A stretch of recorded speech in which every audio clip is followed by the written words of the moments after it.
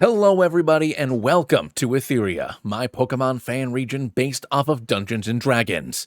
Today we're here to talk about a few more Pokemon based off of iconic D&D monsters.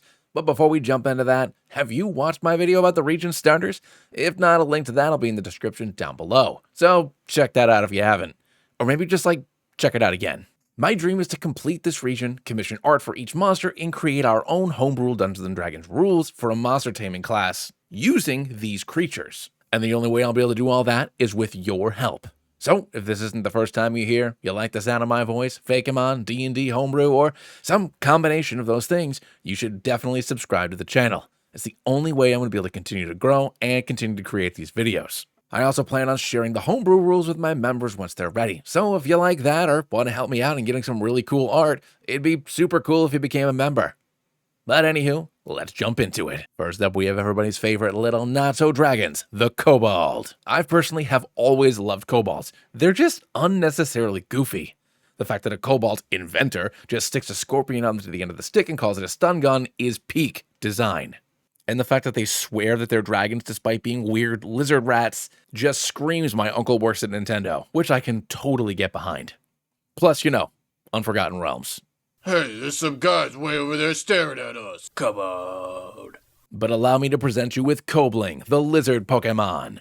Large groups of Koblings often make their homes near dragons' dens, offering to serve them in exchange for protection and blessings. They use their large claws on their hands and feet to dig for treasure and ancient artifacts throughout various caves and ruins in Etheria, and offer these gifts to their draconic overlords. This behavior mimics kobolds in D&D who usually either serve a dragon, or at least people who swear that they serve one. There are also little hoarders that make lots of wacky traps and weapons out of what they find. I also wanted it to have big claws on its hands and feet to show that they dig for their stuff, and their goofy expression is because it's cute. And kobolds are dumb. If a Kobling manages to reach level 20 in the presence of a dragon, they ascend, evolving into Dracold.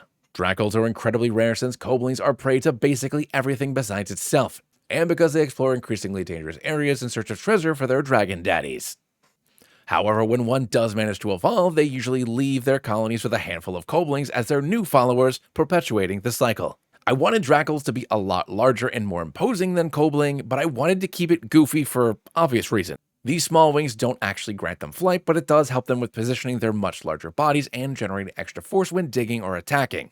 Also because dragon. For the names, I wanted to maintain the word Kobold as much as I could, so Kobling is just because it's a little fella, and Dracold signifies the fact that it's become a drake, which is technically different from a dragon, but please don't tell them that.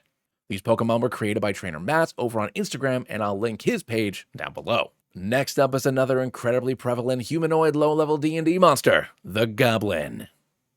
In D&D, goblins were once fey creatures that were twisted and enslaved by their new and much better god, Magubliet, who really hated orcs for some reason.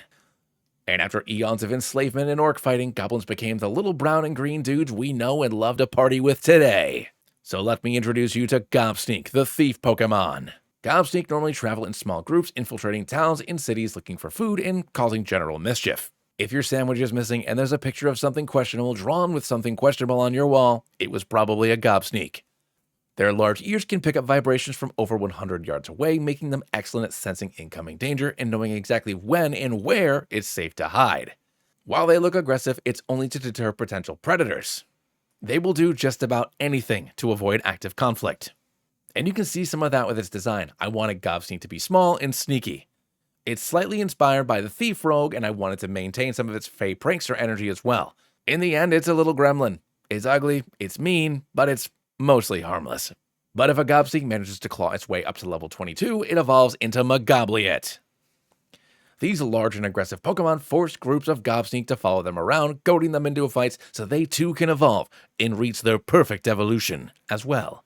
If Gobsneak is supposed to represent a little trickster, this thing is a bully, just like the D&D god it's based off of. Their much larger claws and teeth show how much more powerful it is, but its ears staying basically the same size helps signify the fact that it no longer needs to hide or scurry around.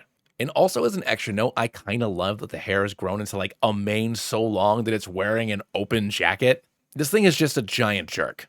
For the names, a lot of my Pokemon ideas are coming from subclasses, so the Thief Rogue was my inspiration for this line's concept, so Gobsneak.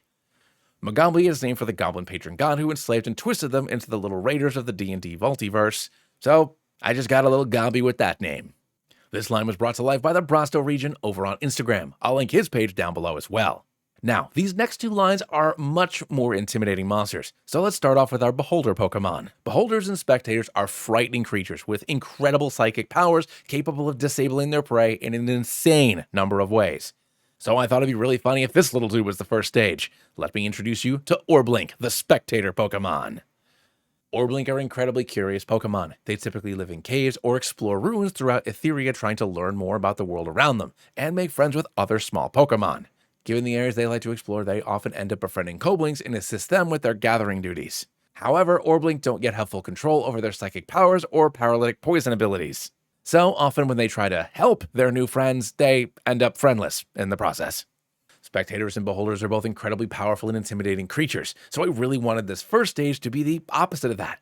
Its round eyes, including the eyes on its stalks, have a happy expression, and the colors make it look inviting. Honestly, this little fella has big mascot energy, if you're asking for my opinion. But that all changes on level 40 when Orblink evolves into Xanathorb, the Beholder Pokemon. Xanathorb's psychic powers and disabling magic make it one of the most dangerous Pokemon to encounter in all of Etheria. Each of its 5 eye stalks are capable of producing powerful psionic blasts, and the markings around its center eye are capable of expelling gas capable of poisoning and disabling its prey. Orblinks want to explore the world and gain knowledge, but that knowledge ends up warping and polluting its mind, creating a being of pure malice. One good thing to note, though, is if you befriended it while it was still an Orblink, all that evil is for you, because you are its best friend. Replacing the teal with the violet of Xanathorb helps it not only look more sinister, but it really hammers home that this thing is poisonous. I know that an actual Beholder's power comes from psionics and not from poison, but a Pokemon that confuses, paralyzes, charms, sleeps, and causes fear sits right at home with the poison type. So that's what created this dual typing. For the names, Orblink is just because he's a round little eye boy, and also I wanted the name to sound cute. Xanathorb still has the orb part in the name, but it's also named for Xanathar, who's a specific beholder in the D&D canon who's also the leader of the Thieves Guild. Again, these Pokemon were commissioned by trainer Mats. And for our final Pokemon this week, I wanted to do a take on Mindflayers. Being from Rhode Island, weird tentacle monsters aren't a new thing for me as a concept, but it was really Baldur's Gate 3 that made me truly love these iconic villains. Mindflayers, or Illithid, are powerful psychic squid people who once had an empire spanning the multiverse. But then they got slapped by a bunch of space frogs, and now they mostly just live underground eating gnome brains. Anywho, here's Ceramite, the Mind Pokemon. Ceramite's muscles are so underdeveloped that it has to use its psychic powers in order to move around. It also has the ability to enthrall other Pokemon to do its bidding, ordering them to gather food or be its food. Despite being a horrifying eldritch being, I wanted Ceramite to be small and kinda cute. Its inviting large eyes help put other Pokemon or people at ease in its presence, making it much easier to enthrall them. Its thralls usually don't even know they're under its spell until it's too late. And at level 37, Ceramite evolves into Illithoid.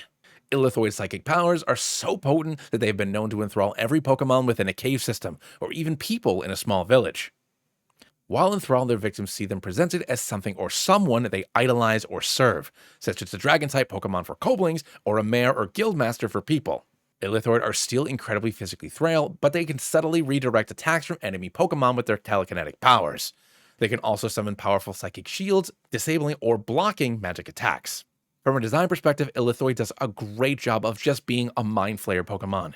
Instead of the robes that they normally wear, it's a bunch of additional tentacles that slide down, giving the illusion of this big, imposing figure. And I absolutely love how well it came out. Further name, Ceramite comes from Ceramorphosis, which is the way that Mindflayers breed. Normally, they'll put a Mindflayer larva into their victim's head, and a week later, when the parasite evolves, it transforms the entire host into a new Mindflayer.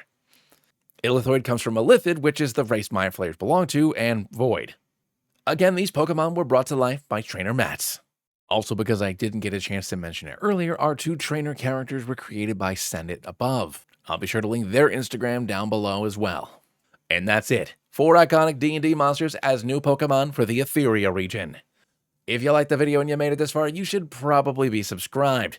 Let me know in the comments down below which is your favorite and what other D&D classes or monsters we should have as Pokemon. Again, if you want to support the project, please share the video where you can. And as I continue to work on the D&D homebrew rules for monster catching and taming, members will get early access to those rules for playtesting. and as a thank you. Or if you just want to support cool art being made about cool stuff, you should also consider becoming a member. Anything you can do really helps out. But thanks again, and I'll catch you in the next video. See ya!